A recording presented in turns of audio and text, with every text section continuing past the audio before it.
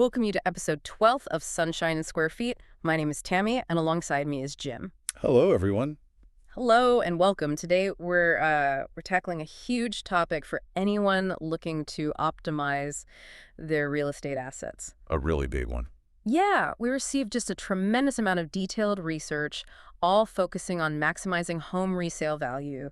And specifically, we're combining that big picture national return on investment data with the very unique demands of the Florida market. Right, particularly retirement communities. Places like the Villages. That's a whole different ballgame. It is. So our mission today is simple. Yeah. We want to give you a shortcut to understanding that sweet spot. You know, the improvements that move beyond those expensive, subjective remodels and get right to the strategic, low-cost fixes that create enormous perceived value. And speed up the sale. We're really targeting that demographic we call the maintenance-averse buyer. The maintenance-averse buyer. I like that. Yeah, they aren't looking for a project. They're absolutely looking for a lifestyle. Everything we're about to discuss is filtered through that lens. Okay, let's unpack this. Let's start high level.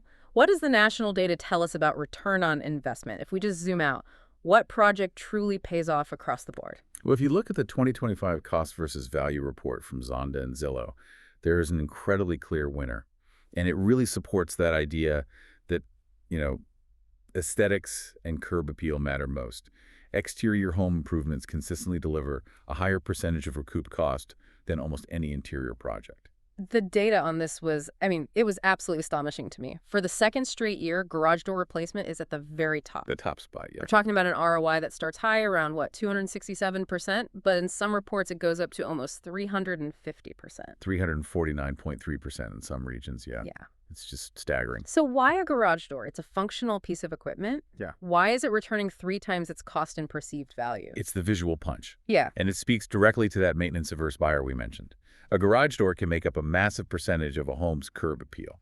It signals the age and the upkeep of the entire property, like instantly. Okay, so if it's dented or faded. Exactly. The buyer mentally flags the whole house as needing updates. But a clean, modern replacement, it's high impact, it's easy to install, and it avoids that whole subjectivity issue that just plagues big interior remodels. That makes perfect sense. It's like a fresh coat of lipstick on the biggest feature of the face. Precisely. And the rest of the data backs this up. The immediate runners-up are all focused on that first impression. You've got steel entry door replacement that brings in 216.4% ROI. Then manufactured stone veneer is at 207.9. Right. I think I saw a quote from an analyst, Clay DeCorn. Yes. He pointed out that large interior remodels are just too personal. A buyer might hate your granite or your specific tile layout, but absolutely everyone appreciates a clean, safe, and visually appealing exterior. So if the exterior just rules everything, is there any interior project that still holds its own nationally? Just one that makes the national top 5, and that's a minor kitchen remodel. And we should be clear, this is not the full gut job, right? Oh, not at all. This is the cosmetic refresh. It still manages an ROI of 112.9%. So on average, you recoup about $32,000 on a $28,000 investment. It just proves that buyers appreciate a modern, clean kitchen, but they really punish those over-the-top, highly customized projects. And before we pivot entirely to Florida, we have to talk about the new entry on the list. Yeah, that one reflects some changing national concerns. The backup power generator. That's it. This is the first year this project has ever cracked the national top 10. It achieves about 95% recoup nationally. But here's the kicker, especially for sellers in our area. Let me guess. Storm-prone regions. That ROI jumps to over 100% in hurricane-prone and storm-affected regions. That's critical. It shows a growing buyer anxiety about, climate, power grid reliability. And convenience. It's all about convenience during an outage. It is a huge value add for that maintenance-averse buyer who just wants guaranteed comfort. It signals preparedness. Okay, that brings us perfectly to the specific Florida selling environment. Right. We know exterior rules nationally, but now we need to filter all this data through the needs of the buyer in, say, a retirement community. Absolutely. When you are buying into a place like the Villages, you are buying a lifestyle. You're buying a social calendar. The absolute last thing you want to do is spend your first 6 months managing a bunch of contractors. That is exactly why we define the target buyer as maintenance-averse. They're typically paying cash, they're decisive, and they want move-in ready, full stop. If they see old carpet or dark walls or dated fixtures, they don't see an opportunity. They see a deterrent. A huge deterrent. So our goal is maximizing that perceived value for a swift, successful sale. Time is just as important as the final price in this market. And our research suggests that most sellers in these markets, they're looking to keep their total pre-sale investment under about $50,000. Yeah, that $50,000 mark is often where the perceived risk starts to outweigh the perceived reward for the seller. You go much higher than that, and you're moving from a strategic investment into pure speculation. Okay, so here's where it gets really interesting for anyone listening. We found a renovation strategy, what we're calling the high ROI renovation trifecta, that keeps the total investment right around $37,000, but dramatically increases that perceived value. Okay, let's walk through them. Let's do it. Let's start with package 1, the Florida Modern Shell. This focuses entirely on the foundational aesthetics. So we're talking flooring and ceilings. Luxury vinyl plank, or LVP, flooring and popcorn ceiling removal. Exactly. Estimated cost is around $15,000, but the buyer perception value you get from that is anywhere from $25,000 to $30,000. Okay, so why LVP? I mean, we see a lot of tile in Florida, especially in the older homes. And tile feels dated now, plus the grout is high maintenance. LVP is the new gold standard down here because it addresses every single buyer concern. It's 100% waterproof, which is essential. It's incredibly durable for pets. And critically, when you install it throughout the main living areas, it creates this seamless, modern, and much larger-looking footprint. And there's a specific look to aim for, right? There is. Our research specifically advises warm greige, or maybe a light oak aesthetic. And it strongly warns against dark wood look floors. They just feel heavy and they absorb all the light. And the mental math the buyers do. That's what really drives the ROI here, isn't it? Absolutely. Buyers will mentally deduct a minimum of $20,000 from their offer if they see old carpet or dated patchy tile. Wow. So by investing $10,000 or $15,000 in LVP, you're literally preventing a $20,000 loss, and you're getting a positive aesthetic gain on top of it. Plus, getting rid of that old popcorn ceiling texture, it just instantly modernizes the space. It eliminates shadows, brightens the whole room. It's huge. All right, on to package 2, the cosmetic kitchen lift. We're keeping this around a $10,000 investment for, what, a $20,000 perceived value boost? That's the target. And the key is avoiding that $40,000 plus full gut remodel we talked about earlier. So what's the strategy? You focus on visibility and zero maintenance. Where? First, you replace any outdated laminate or dark granite countertops with a light neutral quartz. Why quartz specifically? Because it's non-porous, it's highly durable, and it requires zero sealing or maintenance. It's the perfect material for our maintenance-averse buyer. And what if the cabinets are structurally fine, just ugly? You paint them, you have them professionally painted white or cream, it's much cheaper than replacement, and you update the hardware to modern pulls. Brushed nickel or matte black. A classic look. It really is. Then finally, you have to take out those buzzing, yellowing fluorescent light boxes and swap them for recessed LED can lights.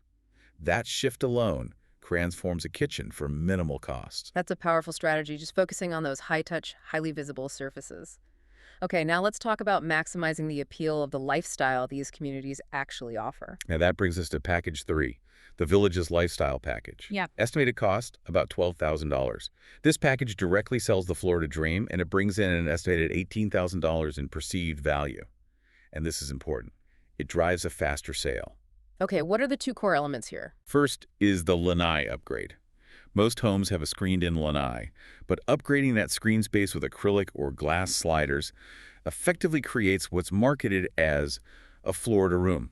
So you're essentially adding usable, year-round, conditioned square footage without building a whole addition. Exactly. You extend the living space, the home feels bigger, it feels more versatile. Sellers who market this converted space correctly see a huge return. Second element, the epoxy garage floor. The garage floor, why is that such a big deal in these communities? Because the garage isn't just for your car anymore. It's where many residents park their golf carts, and it often acts as a main entrance or even a hobby area. A professionally epoxied floor, with a decorative flake design, is a huge status symbol. It just signals that a home has been meticulously maintained. It suggests the seller didn't cut corners anywhere else. That is a fascinating insight into the local culture. And speaking of low maintenance, one final pro tip, if there's any budget left over, Swap out the mulch. get rid of it. Get rid of it. High-maintenance mulch needs yearly replacement. It attracts pests.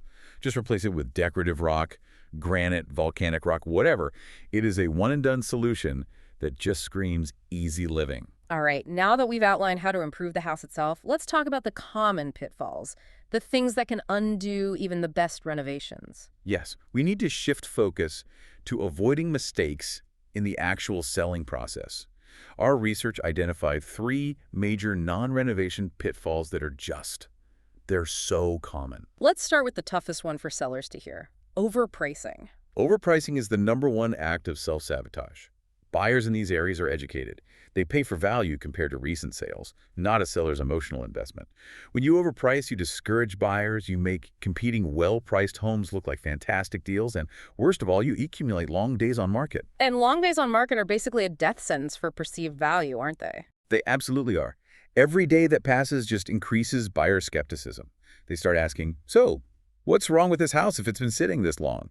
It just forces you into a price drop later, often below what you would have gotten initially. Pitfall number two, trying to go FSBO, for sale by owner. Why is that so risky here? Look, FSBO sellers often fail for a few key reasons. First, they almost always misprice the home. They just don't have access to the deep comparative sales data that licensed agents do. Second, they have zero access to the broad marketing reach of the multiple listing service, the MLS. And third, they expose themselves to huge legal risks. The contracts, the disclosures. All of it. Navigating contracts, handling disclosures, facing tough negotiations without professional backing. Look, the fee you pay a skilled agent is an investment. It almost always translates into a higher final profit and drastically less stress. And the third major pitfall involves that digital first impression. Inadequate staging in photos. Yes. You could have the most perfect LVP in the world, but if your photos are blurry or dark, you are losing showings before you even begin. First impressions happen online. Full stop. Staging is completely non-negotiable. That means decluttering. It means depersonalizing. Taking down family photos. All of them. Remove loud decor, any religious or political items. You have to ensure every room has a clear, singular purpose. Buyers need to be able to envision their life in that space, not yours. And then professional high-quality photos with perfect lighting, wide angles, and yes, drone shots when it makes sense are absolutely essential. Clear photos just lead to fewer showings. It's that simple. Now, for anyone listening who is specifically in the villages, we have to address the unique complexity of the VLS versus the MLS. This is a vital point for both buyers and sellers to understand. The MLS involves licensed realtors who operate under a strict code of ethics, and it focuses on pre-owned inventory across the region. The VLS, the Village's sales system, involves sales associates who work for the master developer. They sell the new homes, that's a market monopoly, and they also list their own pre-owned inventory. So why does a buyer need to check both systems, and what does that mean for a seller? For a buyer, it's simple. You have to look at both platforms to see 100% of the available inventory. For a seller, you have to be aware of agent motivation. VLS agents are, highly motivated to push new construction. That means a buyer who relies only on that system might get steered away from a perfect pre-owned home on the MLS just because the new build yields a higher commission for that agent. That adds a huge layer of market nuance. Okay, and finally, before we wrap this up, there's another layer of context unique to these highly regulated retirement areas. Community standards. The role of deed compliance and the architectural review committees, or ARC. Exactly. In communities with strict covenants like this, homeowners are required to submit an architectural review application for literally any external structural alteration. So even if you just want to change your landscaping, add a little fence, or change the exterior paint color, you need to get prior approval. Absolutely. And this connects right back to our entire ROI discussion. Even those high-return exterior projects we talked about, like new siding or manufactured stone veneer, they must adhere to and be approved by these strict community standards. Which adds a layer of time and paperwork that sellers in other markets just don't face. Right. It's all designed to maintain the community's aesthetic and property values, but it's a procedural hurdle you have to plan for. That was a tremendous deep dive into strategic selling. Let's just quickly summarize the absolute must-dos we pulled from our research today. Okay, first, prioritize those exterior fixes like the garage door replacement. It delivers the highest ROI nationally. Second, invest strategically in that low-maintenance trifecta. The LVP flooring and popcorn removal, the cosmetic quartz kitchen lift, and that lifestyle-selling lanai conversion and epoxy garage floor. And finally, partner with a professional to avoid those massive seller pitfalls like overpricing or relying on bad staging and photos. They just kill your momentum. Right. And all of this raises a powerful final thought for you, the listener, to consider. Considering that the highest ROI projects, a garage door replacement, manufactured stone veneer, are primarily cosmetic signals, how much of a home's perceived value is truly rooted in practical structural function versus simply signaling meticulous maintenance and unwavering adherence to a defined, desirable community standard? Food for thought indeed. If you want to dive deeper into how these ROI strategies could affect your property specifically, call Tammy or I at 352-492-1699. Please like and subscribe, and thank you for listening to Sunshine and Square Feet. See you next time.